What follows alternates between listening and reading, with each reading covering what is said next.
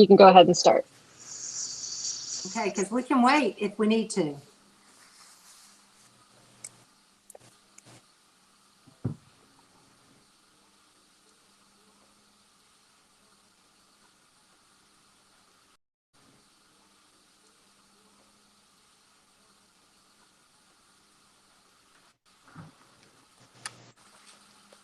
Welcome to Decatur City Board of Education Special Session Board Meeting today, April 30th, 2020. It is 4 o'clock.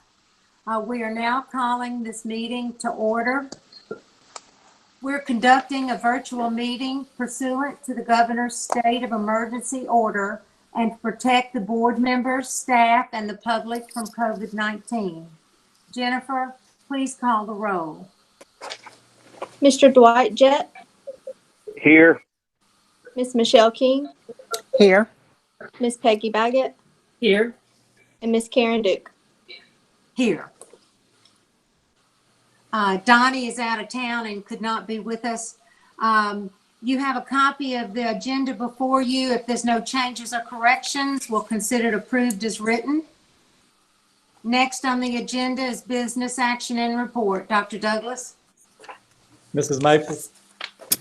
The first item you have is a bid tabulation sheet for the Chestnut Grove Elementary HVAC renovation Phase 1.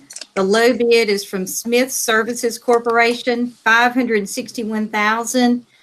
The funds will be to be used for this would be the warrant funds that we've already earlier in the year, and it is in our 5-year capital plan.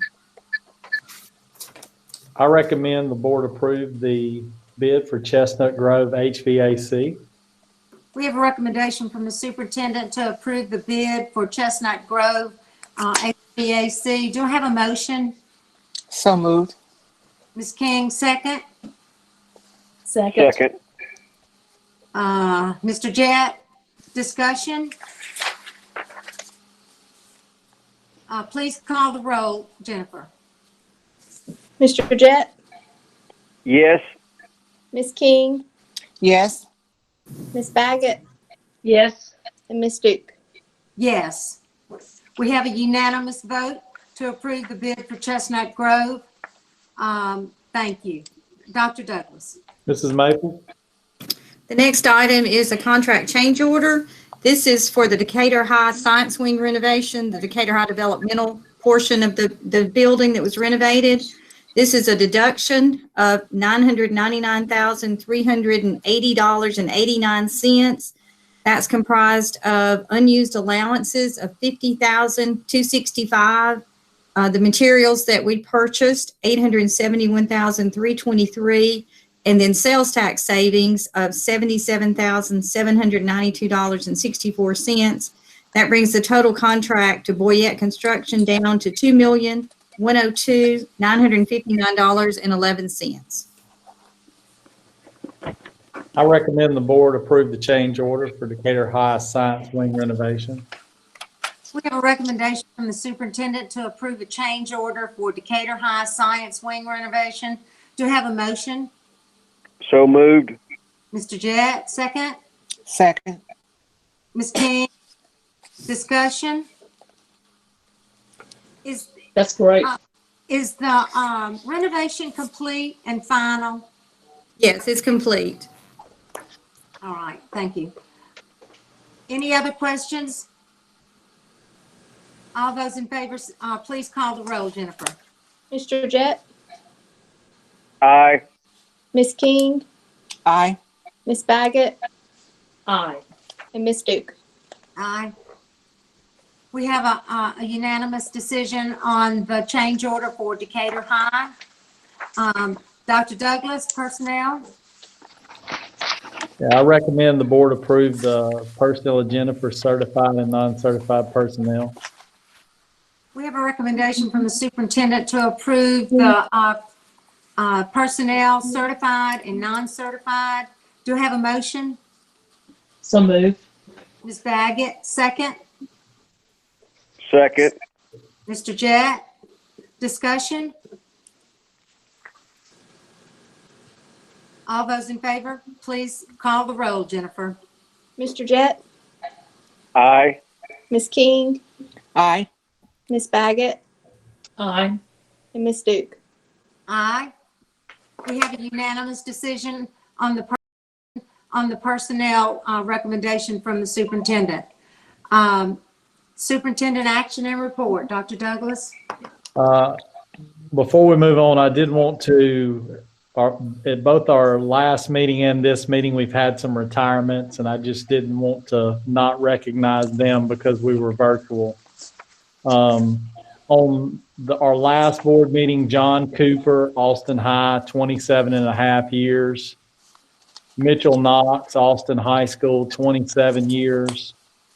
Robin Barker, Chestnut Grove, 24 years. Daniel Chenault, Transportation, 10 years. And from this agenda, Austin Junior High, Sandra Sandlin, 13 years. Angela Willingham, 1 year. CNP Lisa Morgan, 27 years.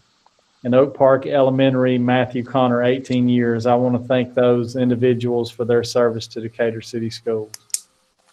Absolutely. Thank you, Dr. Douglas. Also, I do want to highlight with this personnel agenda, I'd like to highlight 3 positions. Leslie Russell will be the new help at central office. Dr. Melissa Scott coming to be federal programs. That position had been vacated by Dr. Collier in the fall, so we're very excited to have that position. Good afternoon. You have a copy of the first reading for the 2020 21 Code of Conduct. Don't really have anything to add to it today other than to let you review. Please note that it did go before the required stakeholders. We had administrators, teachers, parent committee put together right before we dismissed for COVID-19 that reviewed the Code of Conduct with me, and we came up with these recommendations. This is first reading. If you have any questions, you can let me know before the second reading.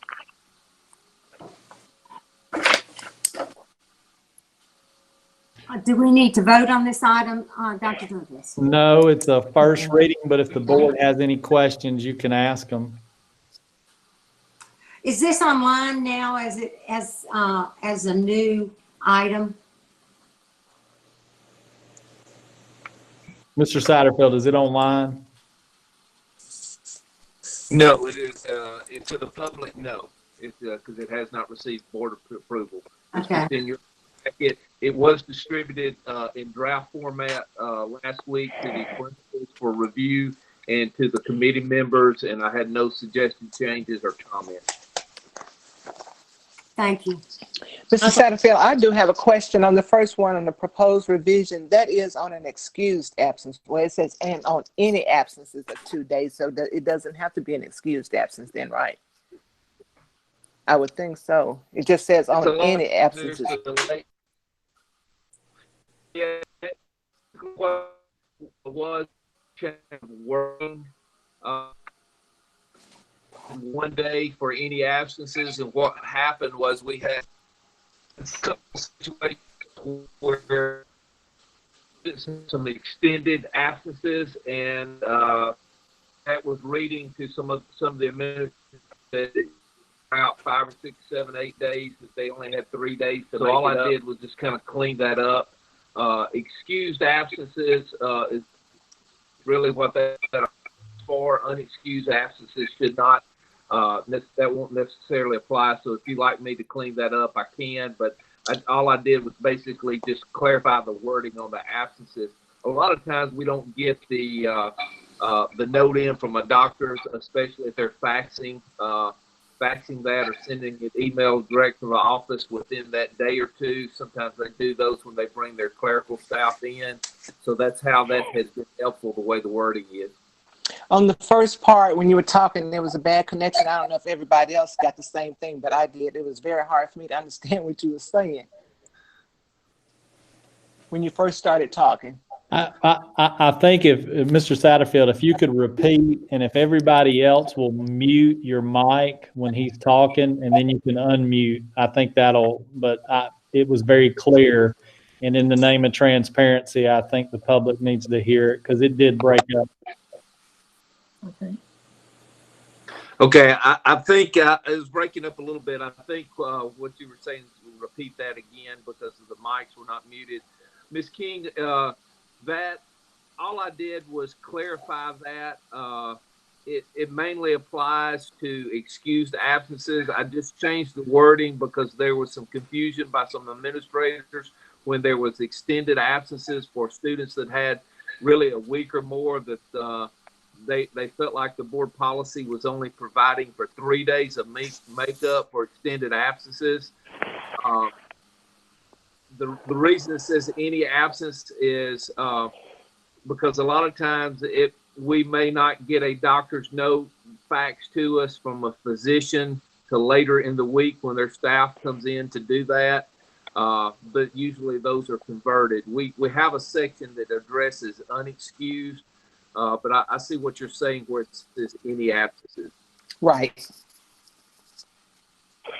I will make a note to clarify that a little more before the second reading.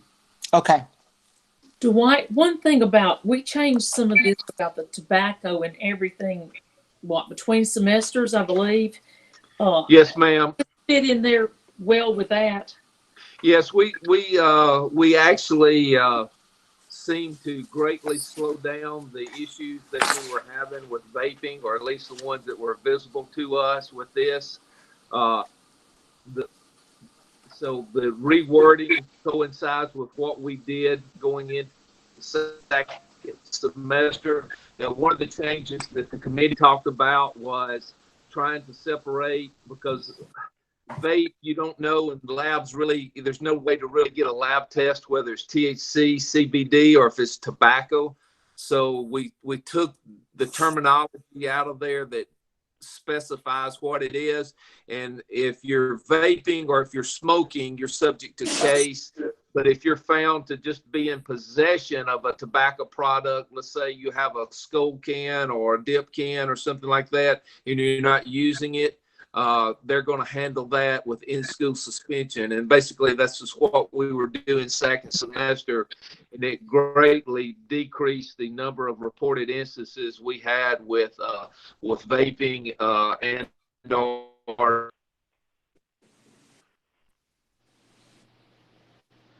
All right, that sounds good, Dwight. I think I heard everything. There was right there on the very end, it cut out, but I think we had heard the meat of what you had to say. I just said the way we changed things for second semester, and this is in line with that, is it greatly reduced the number of vaping cases that our administrators had to deal with. That's great. That's good. Any other questions for Dwight? Okay, Dr. Douglas, is there anything that you wanted to say in addition to that on the code of conduct? No. Next on the agenda is the Decatur City School Board of Education resolution of the board dated April 30th, 2020. And it reads as follows: whereas on March 6, 2020, the Decatur City School Board of Education unanimously approved the recommendation of Superintendent Dr. Michael Douglas that an agreement to sell certain real estate, namely the Brookhaven school property, to 3M be approved. And whereas upon the recommendation that the Brookhaven school property be sold to 3M, the Decatur City School Board unanimously approved the sale at a purchase price of $1.25 million. And whereas the Decatur City School Board finds there to be no present need for the Brookhaven school property, and whereas the property has found to be contaminated by chemicals from its prior use as a municipal dump site. Whereas the real estate closing on this property is set for May 1, 2020. Therefore, it is resolved that the Decatur City School Board approves of the sale of the Brookhaven school property to 3M, and further designates School Board President Karen Duke or Superintendent of Education Dr. Michael Douglas as the responsible person for the execution of all settlement documents at closing on behalf of the school system. By affixing signature below, this document is a certified, hold on one second, sorry.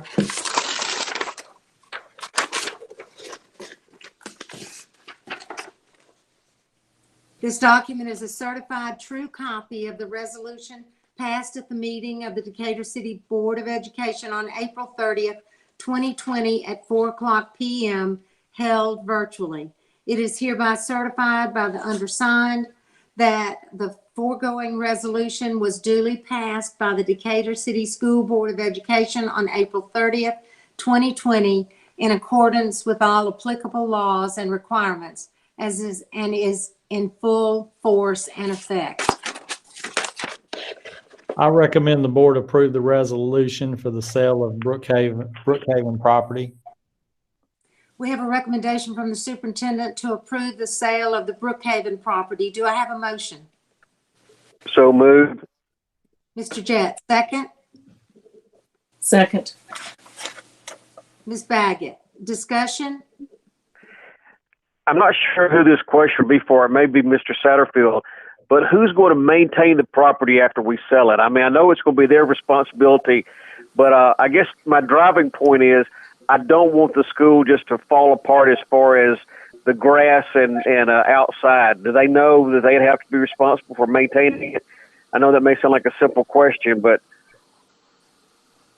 I mean, they would be responsible as of a minute after closing.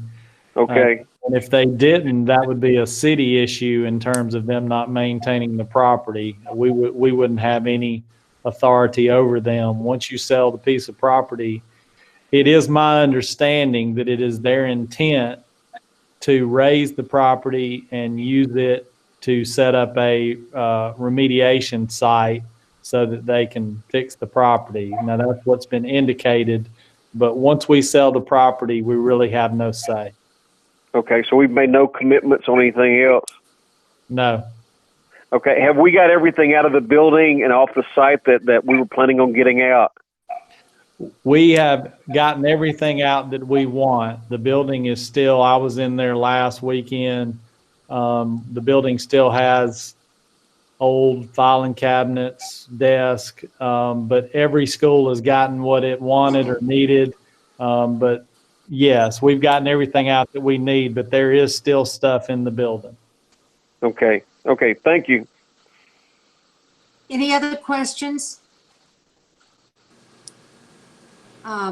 We have a first and a second on the motion from Dr. Douglas. Any other discussion?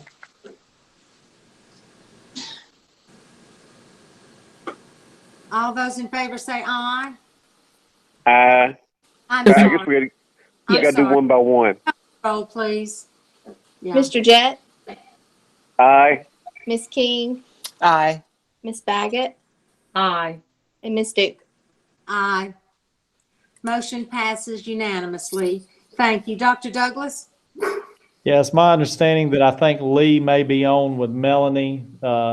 So as a part of my report, I'll let him give you an update on where we're at with construction.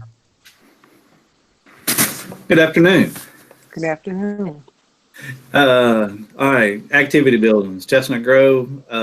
Right now, we're looking at bidding that one May 5th, next Tuesday. That is if the state gives us approval. We're still lagging behind on approval on several of these. Austinville Elementary will be May 7th, and Julian Harris will be May 14th. Again, this is on the approval of the state, approving our documents. The welding project has, you guys just approved the bid, so we've already set up a meeting on May 6th to have an on-site with a contractor, and we'll keep it to a minimal, keep our spacing and all that good stuff. And then we'll schedule a pre-start with the state once the contracts are, we get their contracts back, which we sent those out yesterday. So, and the general contractor, he's already pulling submittals together on all the equipment. And we got Miller's drone on their ventilation system yesterday. So we're reviewing it for conflicts with our work. The Chestnut Grove HVAC project, of course, that we'll start the process today since you guys approved that, so that's good. The central office, the first round of those schematic drawings that I believe everybody's seen, they went down to the state back a few weeks ago, and then we got their approval back on those today. We have our second meeting with the engineer scheduled for Monday. So we're moving forward with everything, and I think, yeah, just waiting for this to get over. We can all get back together and review plans again. That's all I had, unless y'all got something for me. Sounds good, Lee. Thank you.